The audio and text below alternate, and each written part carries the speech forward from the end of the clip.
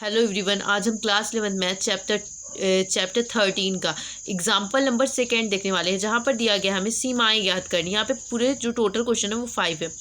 पहला क्वेश्चन जो है वो लिमिट x टेंस टू 1, जहाँ पर x² + 1 अपॉन x + 100 दिया गया है। तो चलिए हम इसे सॉल्व करते हैं।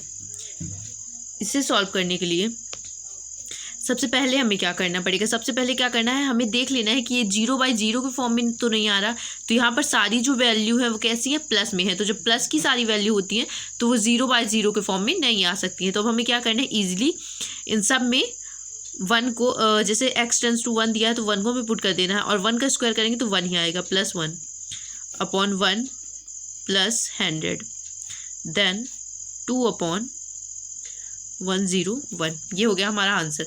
जैसे हम सेकेंड क्वेश्चन देखें, यहाँ पे लिमिट दी हुई है हमारी x टेंस टू 2, और क्वेश्चन दिया गया है x³ - 4x² + 4x upon x² minus का 4। अब इस पूरे को हमें सॉल्व करने के लिए क्या करना होगा, तो हम पहले इसमें ये देखेंगे 0/0 के फॉर्म में तो नहीं आ रहा, लेकिन देखिए यहाँ पे आप 2 रख देंगे, यहाँ पर भी आप 2 पुट करेंगे, और यहाँ पर अगर इन सबसे आप x कॉमन निकाल लें, ठीक है, x कॉमन निकालने के बाद 2 पुट कर दें तो 2 और नीचे भी 2, तो 2 2 जब 4 -1, तो ऊपर भी माइनस हो जाएगा तो पूरा 0 आ जाएगा, और नीचे भी 0 आ जाएगा, ठीक है ना। तो हमें इसे 0/0 के फॉर्म में नहीं रहने देना, इसलिए हम लिखेंगे यहाँ पे 2 का जो ये फलन मान है, देखिए इन सबसे अब 2 को x कॉमन ले लेंगे, यहाँ पे x² बचेगा, यहाँ पे x बचेगा, यहाँ पर क्या बचेगा हमारे पास, बचेगा यहाँ पर x बचेगा ही, हम नहीं x ही हमें 2 रख दीजिए। यहाँ पर भी 2 2 जब 4, ये -4 4 कट कैंसिल आउट हो जाएगा, ये पूरा जो होगा हमारा 0/0 के फॉर्म में आ जाएगा। इतना क्लियर।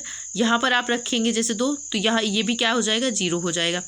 तो 2 का इसलिए क्या करना है, हमें इसे 0/0 के फॉर्म में नहीं रखना है, चाहे कुछ भी आ जाए और, लेकिन 0/0 नहीं आना चाहिए। फलन का जो मान प्राप्त हो रहा है, मान प्राप्त करने पर, अगर हम इसको मान प्राप्त कर रहे हैं तो 0/0 है।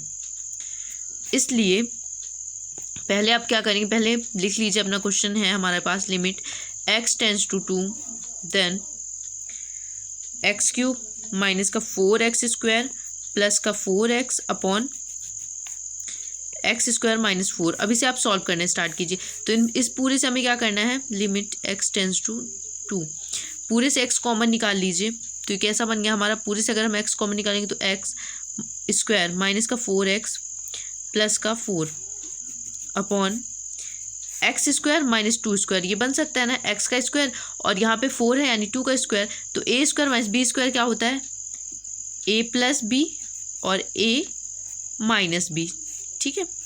तो b की जगह में जो हमें वैल्यू दी गई है हम बस उसे पुट आउट कर देंगे, पुटअप कर देंगे, ओके। तो यहाँ पे फिर लिखेंगे हम limit x tends to 2 then, तो यहाँ पे x, ये पूरा जो फॉर्मूला है किस फॉर्म में है हमारा, x - 2 का होल स्क्वायर है ना, हाँ इसी फॉर्म में तो है हमारा। तो बस हमें इसे सॉल्व करते जाना है और आंसर हमारा ऑलरेडी आ जाएगा।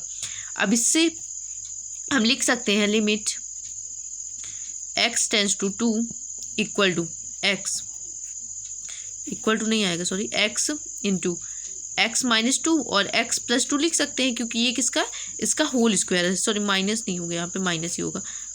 x - 2 के होल स्क्वायर को 2 बार हम वही रिपीट कर सकते हैं, हाँ बिल्कुल कर सकते हैं, इसमें कोई प्रॉब्लम नहीं है, इसमें क्या है, हमको कोई प्रॉब्लम नहीं है, तो हम इसे लिख सकते हैं। तो अब नीचे जो बचा हुआ है x + 2 और x - 2, इससे ये कैंसिल आउट हो जाएगा। अब हमारे पास जो भी बचा हुआ है इसमें हमें क्या करना है, 2 की जो लिमिट है उसे पुट आउट कर देना है, ठीक है। तो हम कर देंगे यहाँ पे 2 - 2 अपॉन 2 + 2, तो 2 - 2 करेंगे तो 0 आ जाएगा, 0 × 2 करेंगे तो क्या आ जाएगा आपका, 0 अपॉन 2 + 2 4। तो हमें इसे 0/0 के फॉर्म में नहीं रहने देना है, अदरवाइज ये 0/4 या 4/0 कुछ भी आ सकता है। तो ये हमारा इज इट इज़ आंसर हो गया। अगर आप 0/4 को कैलकुलेट करोगे तो 0 के इक्वल ही होगा, ठीक है। अब हम क्वेश्चन नंबर 3 पर चलते हैं। ये हमारा 3rd क्वेश्चन है, आप इसे अच्छे से देखिए। अगर इसकी जगह हम सीधे डायरेक्ट क्या लिखते हैं, 2 लिखते हैं, डायरेक्ट 2 लिखते हैं तो 2 - 2 0, ये हो जाएगा। इसमें भी अगर हम 2 लिखते हैं तो ये क्या हो जाएगा, ये भी 0 के इक्वल टू हो जाएगा। अब क्या है, इसे हमें क्या करना है, 0 के इक्वल नहीं करना है, 0 क्योंकि हमने पढ़ रखा है कि इस पूरी वैल्यू को जब हम सीमाएँ ज्ञात करते हैं, ये 0/0 के फॉर्म में नहीं रहना चाहिए, इसलिए अभी अगर हम 2 इसमें डायरेक्ट रख रहे हैं तो यहाँ पे 2 2 दूनी 4 हो जाएगा, 4 - 4 करेंगे तो 0 हो जाएगा, और यहाँ पर भी क्या आ जाएगा हमारा 0 ही आ जाएगा। तो हमें 0/0 के फॉर्म में नहीं रखना। तो अब हम इसमें क्या लिखेंगे, हम लिखेंगे 2 का जो फलन है, ये जो हमारा 2 का फलन का मान प्राप्त करने पर हमें 0/0 के रूप में प्राप्त हो रहा है, ये हमने लिख दिया। इसलिए जो हमारा लिमिट मान है उसमें हम क्या करेंगे, लिमिट x टेंड्स टू 2। अभी हम लिमिट नहीं रखेंगे, इसे थोड़ा सॉल्व करेंगे फिर लिमिट रखेंगे।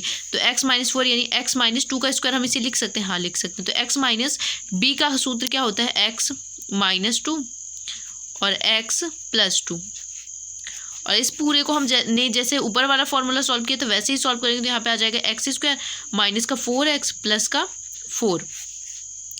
तो ये जिस फॉर्म में बन रहा है हम उस फॉर्म में से पहले बना लेना। हमने ऊपर बिल्कुल एज इट इज इसे किया है, बस नीचे ऊपर थोड़ा सा चेंज कर दिया है।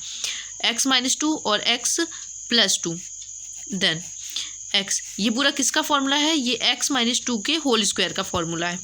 अब यहाँ पे देखिए आप x - 2 का होल स्क्वायर है, लिमिट x टेंड्स टू 2।